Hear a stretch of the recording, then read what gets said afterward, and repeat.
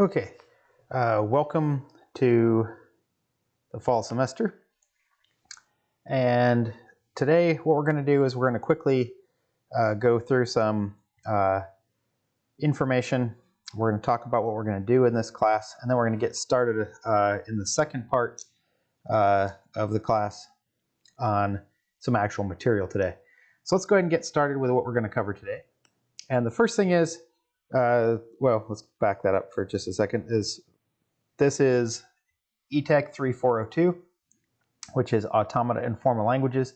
We'll talk more about that in a section, but this is section 2 of that course. Make sure you're in the right place on the right thing, but since these are all on your Blackboard account, then it shouldn't be too difficult to be in the right spot.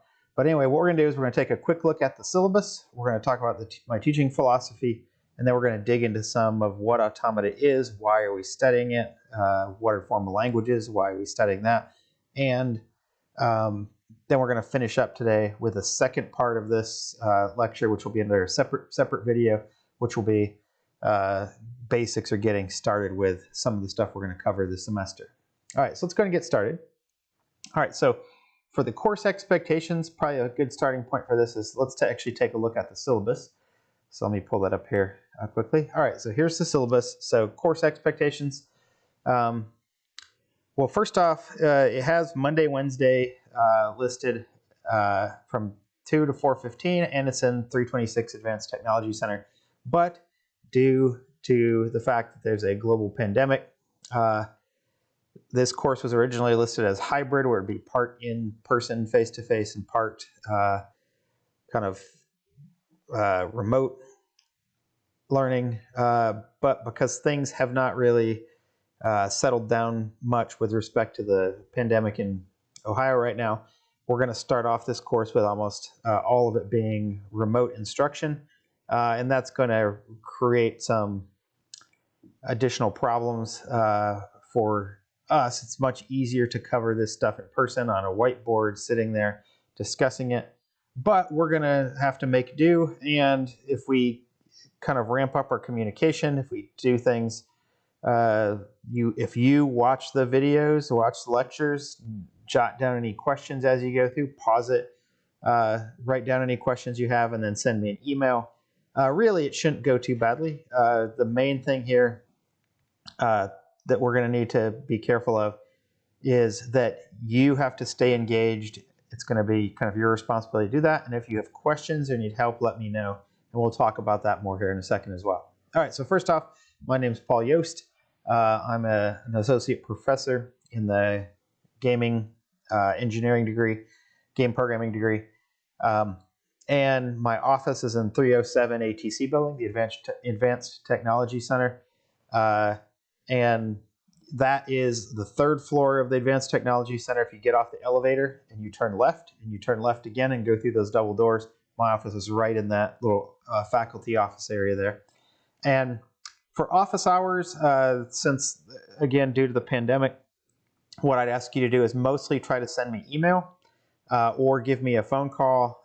And if you need an appointment, we can certainly set one up, and I can meet you at the university at really any time, so we can set up appointments for that. But just make sure to do that, to make that appointment and come to my office. Make sure to wear a mask if you do that when you're in the buildings. And we'll get together if we need to, and I'll help you go over homework or explain things or whatever we need. Again, it's going to take a little bit of extra effort on your part to communicate to me. It's going to take some extra effort on my part to come down, be available, and help if you need. But I'm certainly available, certainly willing to help as much as possible to help us get through this. All right. Now, that phone number there that's listed, that's actually my mobile number. So you can send me a text message. You can call. If you do call, I probably won't answer if I don't already have you in my contacts. So leave a voicemail or send me a text message first. Say who you are, what class you're in, maybe a summary of the problem you're having. And then I can get back to you, or maybe I'll text and answer back to you. And also feel free to email me. This is my university email address. This is my personal Gmail address. And really, this one, the Shawnee one, doesn't really go through to my phone. as a push notification, but the Gmail one does. So if you need something and it's somewhat urgent, send it to my Gmail or just carbon copy me on both of those. All right, we're not using a textbook for this class. If you need a book or want a book, feel like you maybe learn better that way, that might be especially true for a class that doesn't have face-to-face time, lecture times. So what you might do is send me a message, ask me, and I'll recommend one or two or several books that I think would be good for this material and help you with this class. But everything that you need for this class, you're not going to need a book if you follow along with the lectures. If you keep up with those, if you do the homework and do the quizzes and you're doing well on those, you're not really going to need a book. But if you want one and feel you would learn better that way or feel more comfortable having that book, send me a message and I'll send you some recommendations. All right, the course description. Let's spend a little bit of time on that because one of the questions that comes up and one of the questions we're going to answer today is what are formal languages and what is automata? Why are we studying that? So let's just read through this here and then I'll add a little bit of comment after that. All right, so the study of formal models of computation in terms of abstract language and machine models. So that's a description of what we're going to do in this course is we're going to study formal models of computation in terms of abstract language and machine models. And that might not mean a lot to you right now, but very quickly we're going to get into what that means and take a look at that. So continuing on, these include formal languages, finite state automata, push-down automata, Turing machines, and grammars. This course provides an introduction to the theory of computation, focusing on fundamental relationships between various abstract computing models and certain formal languages. The fundamentals of computation, complexity, and computability are studied in terms of these abstract language and machine models. Many of these concepts have become of fundamental importance in other areas of computing, such as compiler design, computer architecture, object-oriented design, computational linguistics, and artificial intelligence.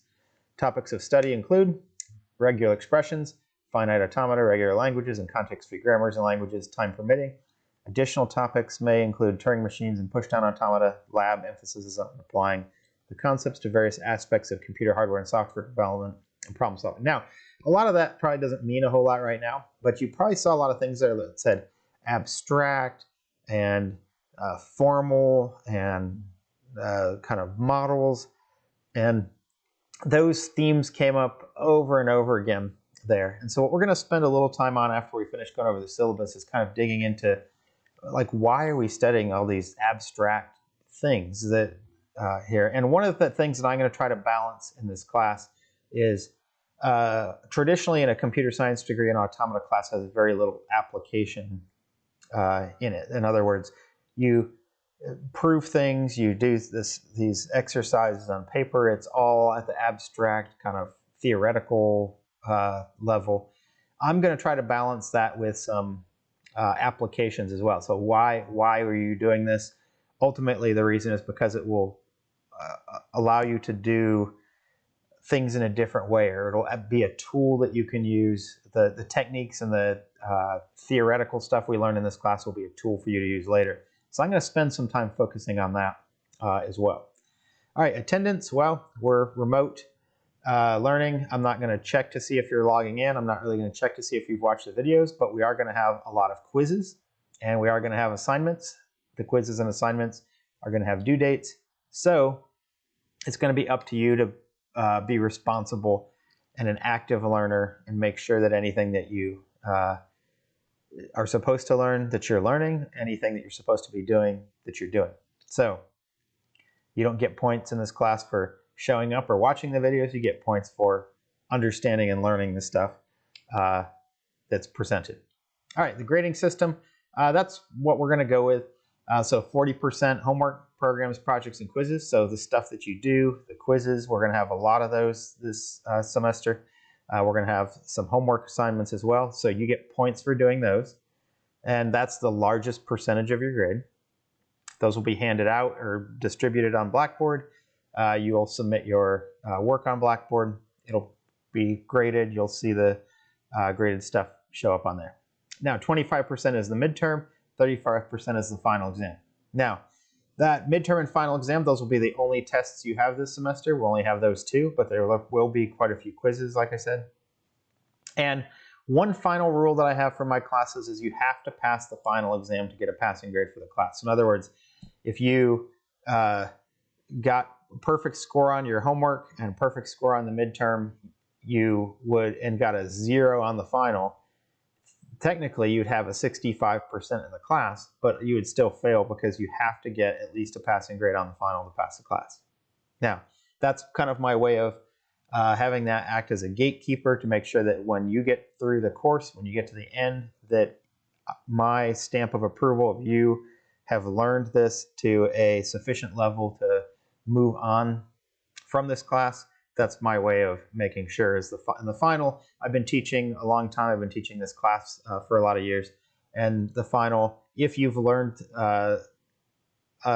enough of what you need to learn, the final exam will not be prohibitively difficult. The other thing is that with the midterm and the final exam, I will post study guides that include problems and answers. So if you can get through those and understand those, and then you're going to do great on the final exam. Okay, there's the grading scale. Notice it says it's no worse than that, meaning that I might curve up, but I'll never curve down. So for example, if everybody scores in this 97 to 100 range, everybody gets an A. I'm never going to take your grade and stretch it out and pull it downwards to make a nicer grade distribution according to some standard. But if, for example, if at the end of the semester or even on the individual tests, if it looks like I need to move that up slightly, I'll move it up. So it'll always be a modification in that scale to help you, never to hurt you. All right, important rules. The main rule here is don't cheat. And what that means is don't be intellectually dishonest. Don't submit somebody else's work as your own. Don't submit somebody else's quiz as your own. Don't get, when the quizzes are assigned on Blackboard, don't get on Discord and share answers with everybody. Ultimately, it's up to you to make sure that you understand the material, and anything you turn in should be your own work. Now, you can talk to each other. You can discuss the assignment with other people in the class. You can get on Discord or form a study group or talk to your roommates or whoever and discuss the stuff, but just make sure that you understand what it is you're submitting and it's your own work that you're submitting. So don't copy someone else's work, turn it in. And if you do that, I'm not going to be happy about that, and you're probably not going to be happy about that either. Disruption probably doesn't really mean a whole lot with the online lectures, but if we do, I may do some of these through the Blackboard Collaborate, which is more of a live way of delivering lecture content. And if I go to do that, where some of these lectures, as they come up, then just make sure that you're not being disruptive or doing things that will distract from the rest of the students' ability to learn.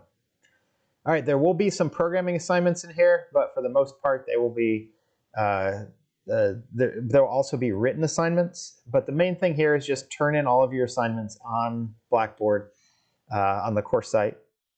Turn them all in on there. And one thing, don't send me assignments through email unless you've previously talked to me about that.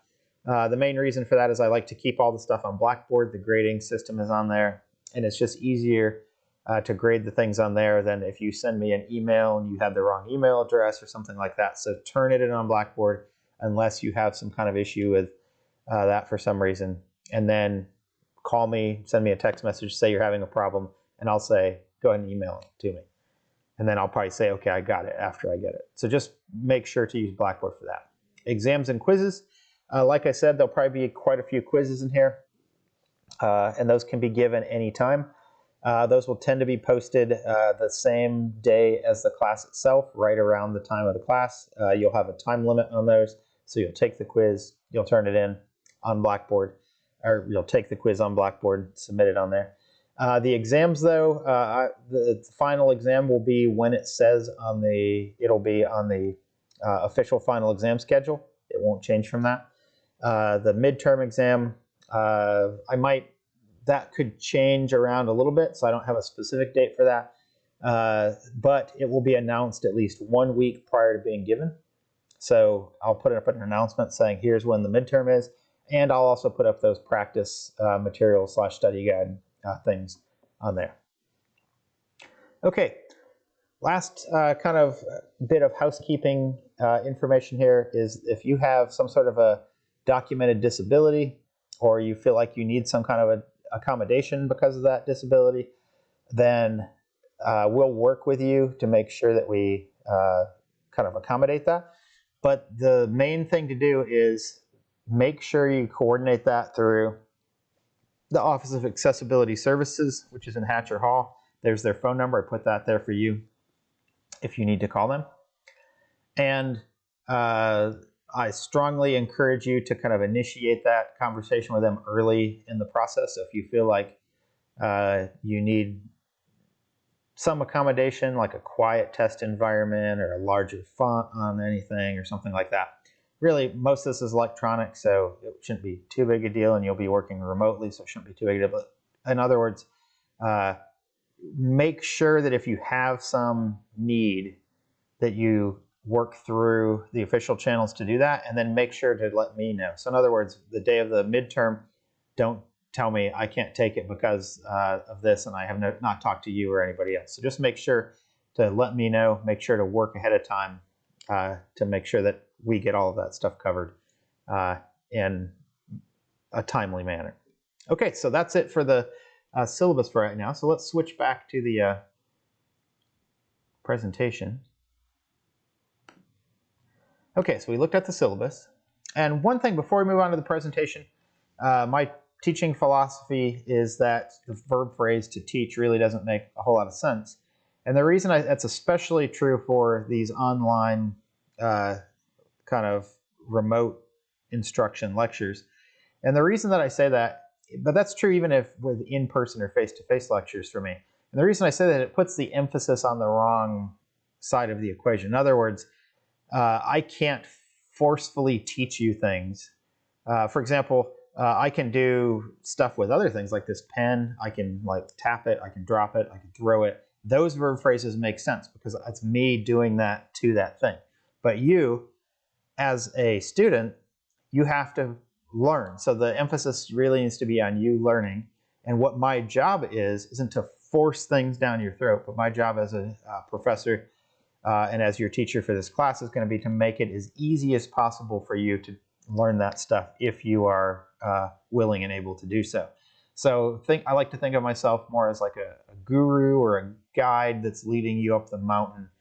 And I know a lot of ways up that mountain, and there's some really cool stuff that we're going to see along the way, and it's a really amazing kind of vista once you get to the top, but you're going to have to do the walking with me, and I'll help you find the route that gets you there personally in the best way that I know how, and the best way that suits your learning style. So that's the idea there, is that to teach puts the emphasis on me, and I'm certainly going to teach you things, but you have to be willing to learn. Okay, now, automata in formal languages. What is it, and why are we studying it? And this class is going to be a little bit different than the other classes you've had, even if you had me. And the reason being that just the nature of the material being a little more theoretical, a little more abstract, means that the assignments are not going to be programming assignments for the most part. They're going to be written assignments. They're going to be some little problems to work out and things like that. But the question is, like, why are we studying that? All right, well, first off, what is it? Let's start with that. And this is the kind of what Google came up with when you put in automata. And you'll notice that on this definition, automata is the plural form of automaton. So what is an automaton? And if you look at the definitions, it says, it's a noun. It says a moving mechanical device made in imitation of a human being. Well, that's sort of not what we're studying here. That's like kind of like a robot, like a humanoid robot is what that says. But that's one of the meanings. But if we look on, it basically also says a machine that performs a function according to a predetermined set of coded instructions, especially one capable of a range of programmed responses to different circumstances. That's getting a little closer. And it says it's also used in similes and comparisons to refer to a person who seems to act in a mechanical or unemotional way. So notice that automata is the study of many of these machines or a range of machines. So it's not a single one. It's kind of like a group or a collection of different kinds of machines that perform and do things. And to kind of make this a little more clear, that we're not going to study robots in here. We're not going to study like androids in here. That's not what we're doing. But that whole kind of something that behaves in a mechanical, predetermined way, that's going to be really more what we're talking about. Now, to make this a little more clear, I actually went to the Wikipedia entry and pulled some excerpts of that out. But you'll notice that it says this is for automata theory. And you can look this up too and read the rest of the stuff that's in there. But it says automata theory is the study of abstract machines and automata. Well, that struck me as a little self-referential, but it says automata theory is the study of automata. But that whole abstract machines part is going to be important for us. And it, continuing on, it says, as well as the computational problems that can be solved using them. It is a theory in theoretical computer science. The word automata, the plural of automaton, comes from the Greek word, which means self-making. So the idea here is that we're going to be studying this kind of the theory of and abstractions of these machines that can solve and the problems that they can solve. Now, moving on, it says automata theory is closely related to formal language theory, and that's the other part of the title of this class is formal languages. An automaton is a finite representation of a formal language that may be an infinite set. So notice there we're getting into some terms that we're going to look at later on. Automata are often classified with a class of formal languages they can recognize, typically illustrated by the Chomsky hierarchy. We're going to look at that later this semester. But the Chomsky hierarchy describes the relations between various languages and kinds of formalized logics. Automata play a major role in theory of computation, compiler construction, artificial intelligence, parsing, and formal verification. Now, that still probably doesn't mean a whole lot. So what I want to do is spend a little more time on why are we studying this really formal theoretical thing. And in order to understand the why of this, I'm going to try to go through and make a case that hopefully will resonate with you of why you want to learn this stuff. And the main reason is, at least for me, if we look through this, it's like computer science and computer engineering are largely practical disciplines, meaning that they're about getting a computer or designing a computer to solve some sort of real world problem. And that might be writing a program, that might be the design of the chips that go into that, or the process that goes in it, might be the architecture of how the processor and the other components are organized. It could be a lot of different things. And so the question, if we're dealing with computer science and computer engineering being largely about getting computers to solve problems, why study something that involves theory? Why would we even look at that? And to answer that question of why study it, one of the things that comes to mind is over the years, I've encountered kind of two extremist views of that. And one of them is kind of the hacker / programmer view. We have somebody who largely self-taught, and they view it as theory is all useless, it's all a waste of time. If you want to make something, you just make it and then you test it. And if it works, then you did a good job on it. But the other extreme is kind of that computer science formalist view, and I've met people like that as well, that they say every algorithm and every system and every program that you write, it has to have some formal underpinning and a proof in order for it to be considered correct. So really, those are two opposite ends of the extreme. One is like, you just build it and see what it does, and if it works right, then you're all good. And the other side says, even if you build it and it works right, you don't know that it's really correct unless you do this formal proof. And that might be even for something really simple, make a formal proof that it's correct. And really, for me, what makes the most sense is somewhere in the middle of those two, that rather than the proofs and the theory, the theoretical components having to be necessary, for me, they're more tools to help you build things better. And the idea up here is like, just make something. Well, how? How do you go about making something? Especially if it's complicated, that can be hard. And you need tools and techniques in order to do that. And so the way I think of it is kind of like it's a tool for engineering and building things that are difficult and doing so in a better way where you're sure you're going to end up with a good result.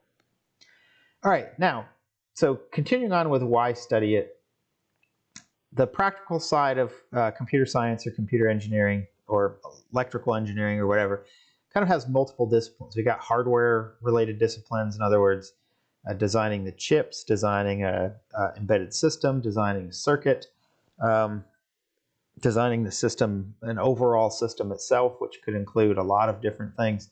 But that's kind of the hardware side of things. It could also be like the protocol design to get things to communicate with each other, like a network or some sort of distributed system where there's multiple parts that need to work together, kind of like a Google search. You type something in, there's a lot of machines that get involved in that and work together in order to give you that search result page.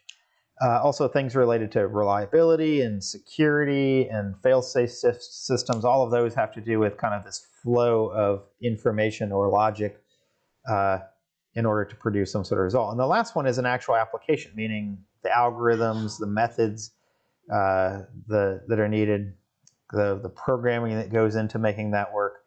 If there might be concurrency involved where there's two programs that run together or two threads that run together at the same time. But all of these things are very kind of diverse and widespread, all the way from the hardware, actual physical things, all the way up to algorithms that are like more abstract in nature, but allow you to solve that problem.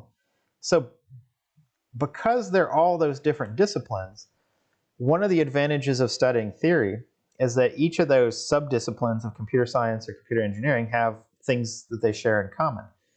And those common underlying principles that they all share, that it makes sense to study those principles in an abstract way, because that allows us to construct these models that we could apply to a lot of different problems in a lot of different disciplines. So going back for just a second, so for example, the same kinds of things that we would need for designing a system or designing a chip might be the same kinds of things that we would use to design a communication protocol or a network. Would be the same kinds of things that we would need to handle the programming necessary or the algorithm necessary to talk over that network and use those chips. So a lot of those problems are the same across those multiple disciplines if you look at them in this abstract way. And so there's a great power in abstracting that, because it gives you a tool you can use for a lot of different things. And one of the things that I like to mention here is it's kind of like if you think about algebra or calculus, like algebra and calculus and other forms of arithmetic and math, those really can be used for a lot of different things. Like, for example, you can use algebra to calculate things related to economics or related to some other problem like civil engineering or architecture or electrical engineering, and the same thing can be true for calculus. So it's a tool that you can apply to a whole lot of different things to solve problems that are otherwise difficult to solve. And that's what Automata gives us, is this kind of abstract theoretical set of tools that we can use for any of these things that are listed there. Now, so theory and abstraction gives us some power, and what it gives us is tools that transcend specific technology, specific implementation, specific programming languages, specific hardware. It gives us tools that can more broadly be applied to a wide range of things. The second thing here is that gives us kind of these universal tools that we can apply to a lot of different problem domains, so not just one. And it gives us ways of analyzing and classifying problems and those problem domains, and so that when we see a certain kind of problem, we know what kind of tool to use to solve that. So for example, there's certain kinds of problems that require more powerful tools and certain ones that require less powerful tools. And so it gives us the ability to know that we're using the right tool for the right job, and we can analyze that problem and think about that type of problem in this abstract way, no matter what discipline it's within. And without that theory, if you just have that hacker/programmer mentality, why prove anything? Why use any theory? Big waste of time. Then you are going to go down a path that's going to lead to misery and failure in certain types of problems. So certain types of problems are very elegantly solved by certain kinds of methodologies. And if you don't know those methodologies, then you're going to go down the wrong path, and you're going to get into a situation where you aren't going to solve that problem. Or if you do, it's going to be in a way that's brittle or not robust.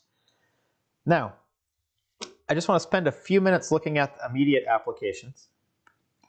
All right, so here are some immediate applications for automata and formal languages. And we kind of mentioned these earlier in a more general sense. But for example, communication. The internet runs off of things that are based off of automata and formal language theory stuff. So for example, TCP/IP, the internet protocol that runs the World Wide Web and the rest of the internet, it has automata kind of underpinning that. HTTP for sending web pages to from a web server to a browser has an HTML, the thing that allows you to encode a page that has links and pictures and other stuff in it. In order for the communication itself at TCP/IP, automata is there, and formal languages are there. At the TCP level, at the HTTP level, HTML, parsing it and showing you on the browser what that encodes, that is automata and formal languages doing that. Compilers and interpreters. So you write a program in Python. How does that get turned into the actions that are carried out by the machine? Automata and formal languages underpin that. You write a C language program and you run it through a compiler. How does that compiler work? Automata and formal languages underpin that. How's the virtual machine created that runs your Java program, the JVM? Automata and formal languages underpin that. Natural language processing, things like Siri or Alexa or Bixby or S-Voice or any of the other ones. I guess I should throw the Microsoft one in there. What's that called? Cortana. I don't know if anybody uses that one. But all of those, how does it understand what you're saying and parse and figure out that? Well, it's automata and formal language theory that kind of underpins that. And then we get into some more hardware things here: embedded systems, building automation, security systems, automotive systems, flight control systems, chip design and electronics. How do you make a processor that has hundreds of millions of transistors and not get it wrong? You need some kind of theory to do that. How do you also design a processor that uses that's optimized, that uses the fewest number of gates possible or the least amount of area possible? Automata and formal languages give us tools to do that. So VLSI chip design, FPGA, PLA, programmable logic array, field programmable gate array design. A lot of that is that kind of same theory that we can use on this other stuff, we can use on that. Artificial intelligence, neural networks, fuzzy logic, fuzzy automata, genetic algorithms, state-based AI, all of those things, formal languages and automata underpin those. Natural structures, computational biology, automata and formal languages. Games themselves, the AI for a game or a non-player character, or the game logic and sequencing that you have to get this key to open this door, to get into this space, to get this other thing. A lot of that is automata and formal languages help us to manage those problems. For example, even simple things like the ghosts in Pac-Man. When do they chase you? How do they chase you? When do they run away? How long do they stay in the state of being afraid and running away? When you eat one, it has to go back to the little box in the middle and have its body reformed and then come back out. What controls that behavior? Well, automata gives us a way to model that, and not only model it, but then write the code that programs it. Okay, so we're going to take a break from this presentation for a second, and I want to go through a handout here that it's actually on the course site, so you can look through it on your own.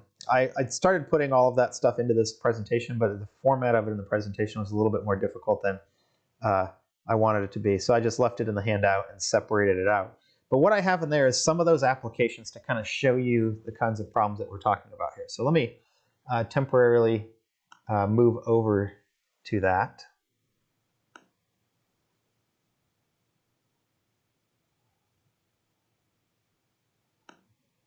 So I'm going to load up the that presentation here, or that handout, so you can see it.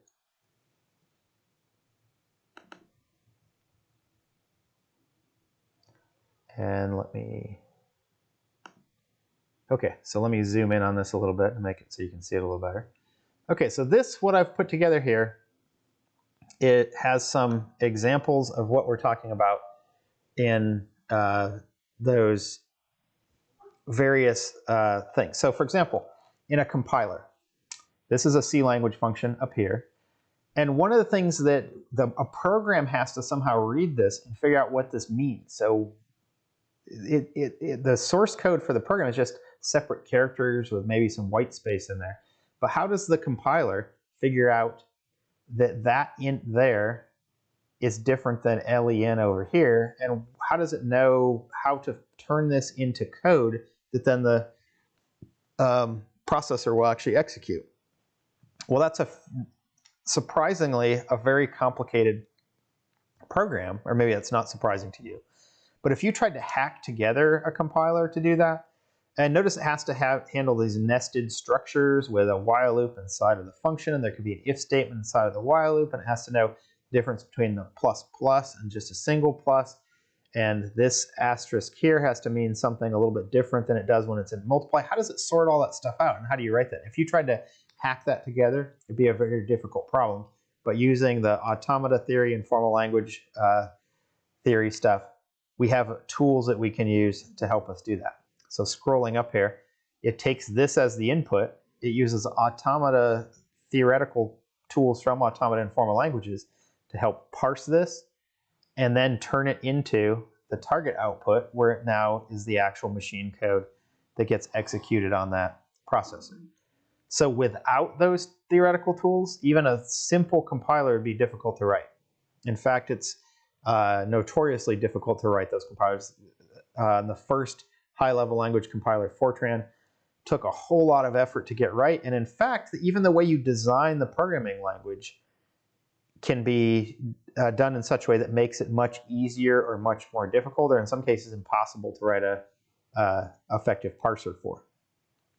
All right, the next one, automata in a printer. So if you send if you print this thing out and have it on paper, it gets sent to the printer looking something like this. This is an example of PostScript, which is a special language that encodes not a program that runs on a processor, but encodes printed pages. So if you look at this, if you were to send this file to the printer, your output that would come out of the printer would look like this, with these things at different angles and kind of different sizes and different fonts.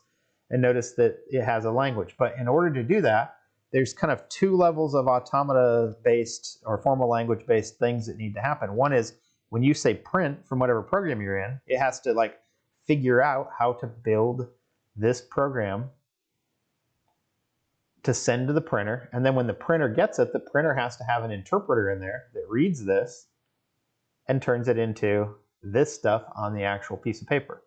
And again, that's a non-trivial thing to do unless you have this underlying theory that helps you know, okay, how do I translate this stuff? How do I parse this and figure out what it means, and how do I get it to do stuff? All right, next example, circuit design. Here's an input source, a set of input source code here. This is actually a specialized language for designing hardware things. And you'll notice it looks kind of like a program, but really the output of this, when you feed this in, the output is going to be a circuit like that then could be built or designed into a chip that gets put into some sort of a car in this case, where it has a seat belt indicator, a door indicator, an ignition that actually activates both of those, and those get fed into this warning thing. But anyway, you could design that with this code. This code encodes this circuit, which then you could just burn that into a chip and have a chip that's kind of this, it has that circuit built into it in hardware. So in order to convert this to that, we need some kind of tools to be able to do that, and automata and formal languages gives us that tool. All right, here's another one with Automata in games. In this case, this is a language called Quake C, which is part of the original Quake distribution. But notice this looks like a programming language. It's a script. And notice that this is a function for fire lightning, and it has some code in here that does some stuff and makes calls to other things and sets things. But the output of that, rather than being something static like a compiled program, it's the lightning coming out of that lightning gun. So this code creates this lightning in the game. So again, notice that something has to understand all this and interpret it. And one of the things you might be noticing is that as we're talking about automata in formal languages, there's a lot of things that involve parsing or understanding the hierarchical structure of these things and then being able to convert that into some other form like we see here. All right, a few more. Automata in browsers. Here's what the HTML looks like. Here's what shows up on the browser when it displays it. So something has to interpret that and then display it. And again, HTML has this kind of structure to it that is useful. Here's another one, Automata for graphics. This is a language called VRML, which was like a virtual reality markup language that allows you to very easily create 3D geometry. This is an example file of a UFO. Notice it has this shape, and the shape has an appearance, and the appearance has a material. And again, notice the hierarchical nature of that, where things nested inside of other things. But the target output is, you say, add this UFO to my game, it shows up like this. So this is how that gets rendered. So we've got a sphere, we've got a cylinder, and the sphere is stuck in the cylinder. And so there's what the UFO looks like based on that file. Again, notice that something has to read this and understand this and make sense of it. And something has to, after it understands that, produce that as the result. Automata and formal languages help with that. All right. Automata for 3D modeling and printing. There are file formats that let you do 3D modeling. There's a whole bunch of them. IGES, STEP, STL, OBJ. There are a whole mess of those. This is an STL file. Notice again, it's got all of this text, but something when that gets sent to a 3D printer gets converted into the slices that go on the 3D printer. Something has to understand these and then produce the object. So here's the output target. You take that STL file and 3D print it, you get that actual cube that comes out. Automata and the internet, TCP/IP. This is actually the state diagram for TCP/IP, how sockets transition between closed to listening to an established connection. When the connection's done, close wait, it gets the last acknowledgement, goes back to closed, or it's established, this final wait, closing, timeout wait, and so forth. But this is actually from the TCP/IP documentation. So this underlies the internet, but notice that there's this kind of abstract model. It's not code. It's not the actual code. This is an abstraction of a model of, hey, this thing is in one of these states. It changes to other ones based on events that happen. And this is their way of modeling that in an abstract way, a theoretical way. And then if you build the program off that, you're sure that it's going to work right. You don't have to understand the code. You just have to follow the logic flow through the pictures. All right, here's another one. We mentioned Pac-Man earlier. Here's another one for the AI in the game that this is for each of the ghosts. They wander the maze. If they spot Pac-Man, maybe they chase after him. And the real Pac-Man, the arcade one, doesn't really work quite like this, but this is kind of a sort of like how it works. So they wander the maze. If they see Pac-Man, they chase him. So this could be NPC characters and anything. The guards patrol when they see the player. They chase after him. If the player loses them, they don't see them anymore, they might return back to wandering randomly. But in this case, if Pac-Man eats a power pellet, then they run away. So they flee, and once the power pellet expires, they go back to wandering the maze. If they see Pac-Man, they chase him again. But you can follow through that and see that. Now, here's another one that from a different kind of game. So notice that this would be like for an NPC, that they kind of go through this. They maybe start out in the wandering phase. If the player gets near, they'll attack. So when the player gets within a certain radius, they go into attack mode, kind of like Skyrim. The battle music starts playing. They go into that mode. If the player goes out of sight and they can't see you, they go back to wandering. If the player is attacking back, they try to avoid or evade. They try to dodge. And if their health points get low, so they'll go back between dodging and attacking, dodging and attacking. And if their health gets too low, they'll run away and try to find an aid kit like a health pack. And if that's found, they'll go back to wandering again. So this is a way of modeling that behavior of those non-player characters or those enemies in a game. All right, final one here, the CPU itself. The CPU itself in memory, the data looks like this here, but somehow the CPU has to take that and turn that into instructions and data that goes with the instructions. And so the output target then is going to be, here's this 53 is push EBX, the 83 is sub that with 38, there's the 38. And so notice that there's single byte instructions, but then there are multiple byte instructions that include data. And then there's some instructions that include a lot of bytes together here. And so how does the processor sort all that? It has to have some sort of machine that sorts that out like that. And that is essentially part of what's built into the processor to do that. And that model for that machine looks something like this. That it starts, it does a mem read, it fetches an instruction, it decodes that. It's one of these kinds of instructions, or this kind, or that kind, or that kind. And then all of those eventually either get more data if they need it, but they all eventually then go back up to fetch the next instruction. And that's kind of how the processor works. But notice it's modeled in this kind of abstract theoretical way. And you can't write code. It's not like code that's written for it because it's a machine.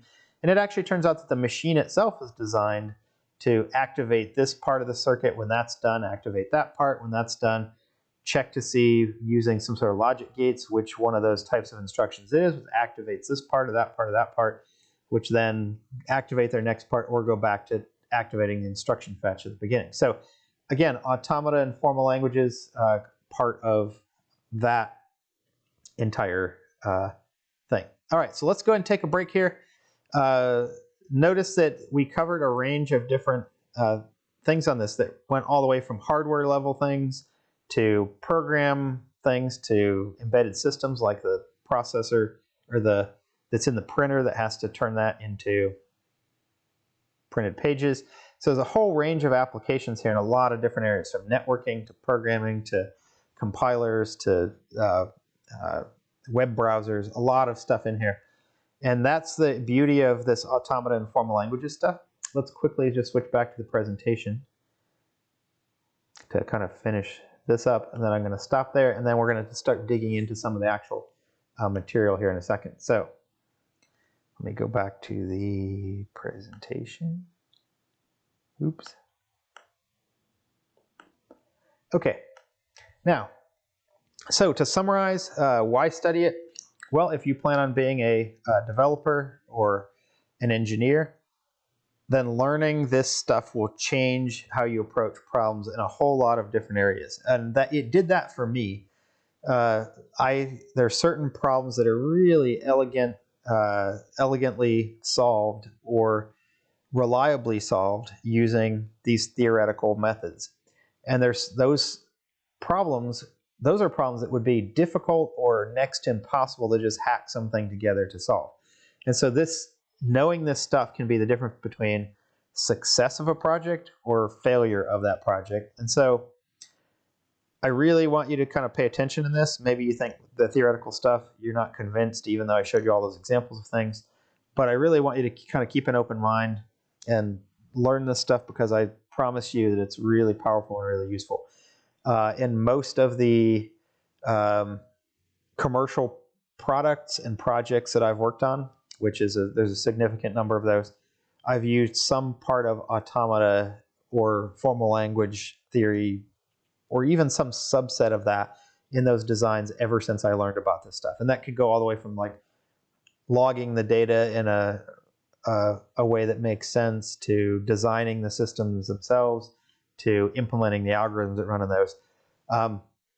To in one case, I made my own compiler / interpreter for one of the products. But all of that stuff would be really difficult or next to impossible to do by hacking something up. But if you have this little bit of theory, then it goes a long way. And an analogy that I would like to make here is that it would be, again, the theoretical stuff here is kind of like math tools or mathematical tools, like calculus or differential equations or algebra or trigonometry. And there's certain problems that you just couldn't solve if you didn't have those tools. And automata and formal languages are like that. So for example, imagine trying to send a rocket to the moon and have astronauts walk around and then blast off from the moon and get back to Earth. Imagine trying to do that without being able to do algebra or calculus or trigonometry.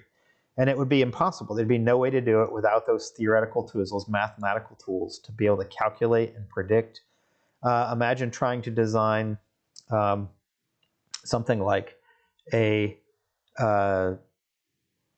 truss bridge without having the ability to do those calculations. Or imagine trying to design an airplane without having the ability to, it'd all be trial and error. And you wouldn't get a very good product. You might get something that's dangerous or works in some conditions but not others. It'd all be based on trial and error. And so what Automata does in formal languages is what the theoretical parts of this do for programming and engineering and system design and application design. What it does for that is what mathematical things do for other engineering things. And really, automata and formal languages is really, it's a kind of a mathematical field. It's a subset of computer science, but it's also kind of, since it's formalized, it's a form of math. But again, what I'm going to try to do in this class is provide you with that underlying theory and keep that theory with an eye towards how you can use that to do real things. So we are going to do some programming. We are going to do some real world stuff with it in this class. But you're going to have to bear with me and trust me that we're going to get there. It's going to start off with some definitions and some theoretical stuff, but we're going to get to that before the end of the semester. Okay, enough of that. Kind of trying to sell this to you. Let's go ahead and get started with some actual material. So this video will stop here, and we'll pick things up with the next one. So I'll see you soon on the next video, where we're going to dig into some actual material.